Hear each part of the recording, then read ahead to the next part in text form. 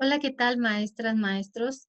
Como ustedes saben, la Dirección General de Desarrollo Curricular y la Dirección General de Acreditación, Incorporación y Revalidación acaban de emitir un documento en donde nos da alineamientos acerca del proceso de evaluación para este ciclo escolar 2021 ante la contingencia sanitaria que estamos viviendo. Así que he preparado una pequeña presentación con algunos de los puntos que considero más importantes que deben de tener muy presentes para la emisión de la calificación en este ciclo escolar. Vamos a revisarla.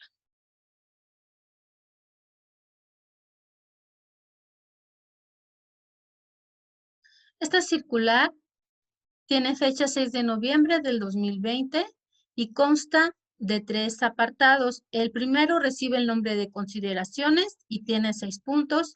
El segundo, orientaciones pedagógicas y tiene 6 puntos. Y el tercero se llama criterios para la evaluación de los aprendizajes de las alumnas y alumnos de preescolar, primaria y secundaria con 12 puntos. En el primer apartado de consideraciones, la consideración número 3 señala que el vínculo con la escuela y las maestras o maestros, además de garantizar el derecho a la educación, contribuye a dar sentido a la vida de niñas, de niños y adolescentes, a organizar su jornada diaria, a mantenerse activos intelectualmente y a interactuar, así sea a distancia, con sus pares, lo que contribuye a su bienestar emocional. Como pueden observar, tengo señalada la parte a mantenerse activos intelectualmente y a interactuar. Eso es muy importante para los niños en este momento, ya que la escuela no está generando el espacio de socialización que debería de hacerlo, así que se puedan mantener en contacto con sus compañeros, aunque sea por estos medios, es muy importante para ellos, para su bienestar emocional. El punto número 5 habla de que a lo largo de este proceso que hemos estado viviendo, se han identificado 3 niveles de comunicación y participación de los niños con sus docentes diferentes y pues lo señala enseguida. El primer nivel es una comunicación y participación sostenida de los niños con sus docentes en donde dan seguimiento puntual y oportuno a las actividades. El segundo nivel es un nivel de comunicación intermitente con baja participación en actividades propuestas por sus maestros.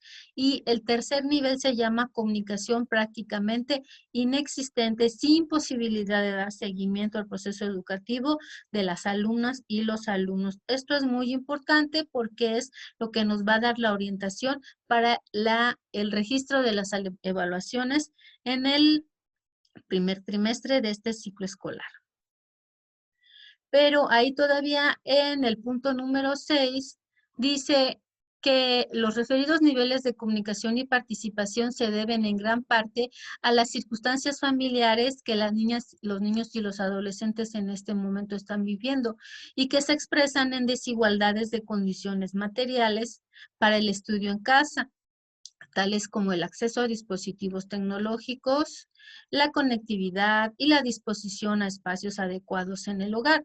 Asimismo, influyen en estos niveles de vinculación factores de otro orden, como el tiempo disponible, las relaciones intrafamiliares, el interés o la disposición de los adultos a acompañar a sus hijas, hijos o pupilos, o el nivel de comprensión que poseen sus padres sobre los contenidos escolares. Todo esto dificulta la comunicación continua y sostenida de los alumnos. Por eso debemos de tener consideraciones en todos estos casos y en todas las circunstancias que en este momento estamos viviendo. En cuanto a la parte número 2 de orientaciones pedagógicas, la primera orientación pedagógica que nos hacen es que debemos dar prioridad a la función formativa de evaluar. Señala que la información obtenida mediante la evaluación es la base para identificar y modificar aquellos aspectos del proceso que obstaculizan el logro de los propósitos educativos y que ello implica pasar a un segundo término el papel de la asignación de calificaciones, inclusive como un medio de presión, que suele ser predominante en la tradición escolar que tenemos pues en nuestro sistema educativo. Entonces, que aquí lo importante es que vayamos viendo el proceso que los alumnos fueron desarrollando en esta etapa de trabajo a distancia. Quiero en este punto ahondar un poquito más acerca de la función formativa de la evaluación. La evaluación con enfoque formativo. Vamos a ver cuáles son sus características. Tiene como propósito contribuir a la mejora de los aprendizajes. Regula los procesos de enseñanza y también de aprendizaje. Ajusta las condiciones pedagógicas en función de las necesidades de los alumnos. Entonces, nuevamente estamos ahí revisando cuáles son las necesidades y el contexto de nuestros alumnos. Esa es una característica de la evaluación con enfoque formativo. También es un proceso en continuo cambio. Toma decisiones sobre los resultados de las estimaciones. La retroalimentación es fundamental. La creación de nuevas oportunidades de aprendizaje. Entonces, ¿hasta qué punto estuvimos en condiciones de estarles dando retroalimentación a nuestros alumnos o no pudimos hacerlo por diferentes situaciones? Entonces, es importante que reflexionemos como docentes y revisemos esa parte. Y que responde a dos funciones, la parte pedagógica y la parte social. Vamos a ver en qué consisten esas dos funciones. La función pedagógica permite identificar las necesidades de los alumnos mediante la reflexión y mejora de la enseñanza y del aprendizaje. Orienta el desempeño del docente para seleccionar el tipo de actividades de aprendizaje que corresponden a las necesidades de los alumnos.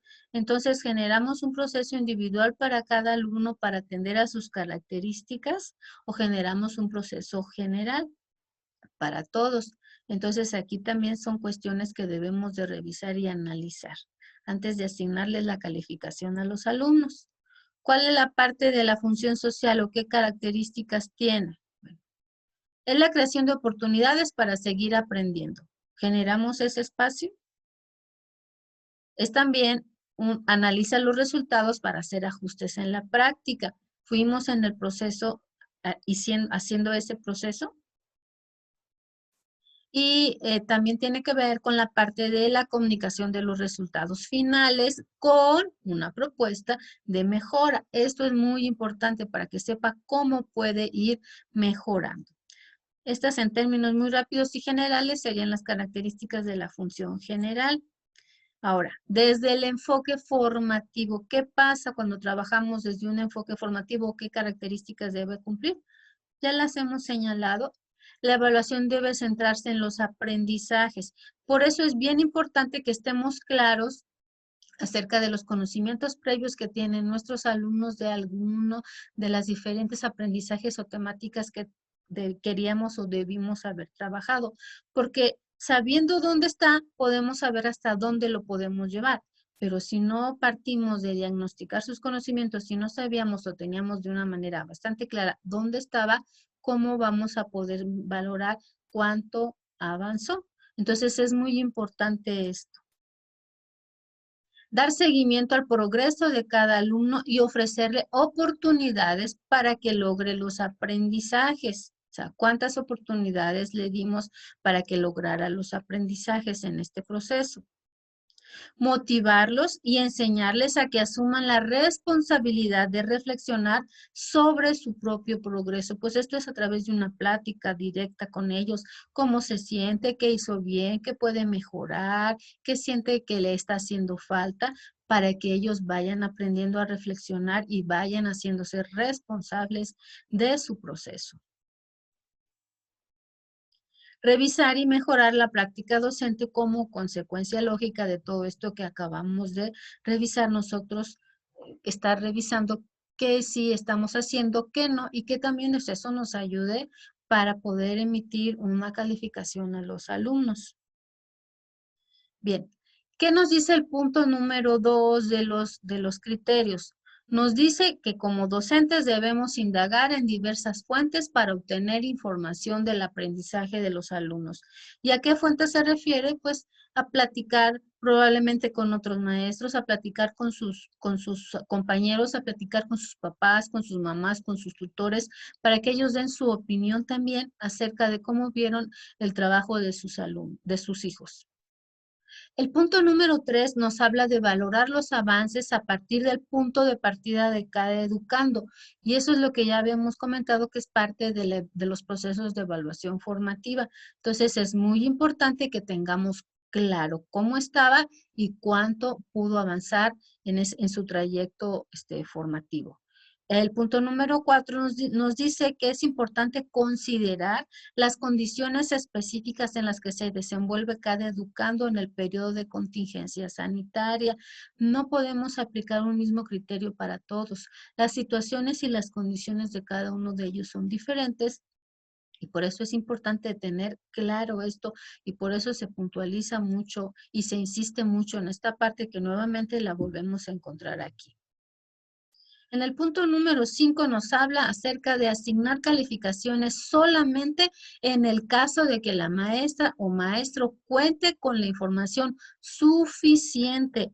No lo olviden, solamente si tienen la información suficiente para emitir la calificación, lo pueden hacer.